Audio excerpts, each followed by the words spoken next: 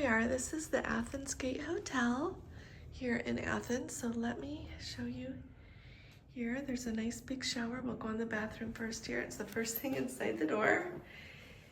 And just around here, it's just pretty basic, but it's just fine. Nice. Here, and then it's got wood floors.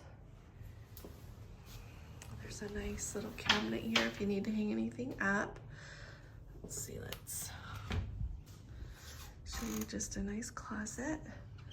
And then here's the bed. Sorry, we were so tired, we laid down for a minute. And then the really coolest part about the room is the location.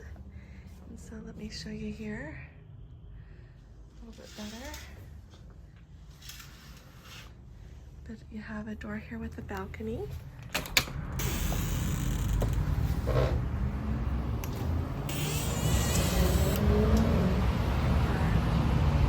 Isn't that beautiful? That's the temple of Olympian Zeus.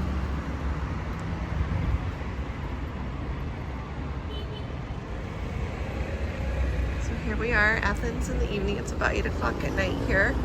Our flight from Amsterdam was delayed, so we were later getting here than we intended.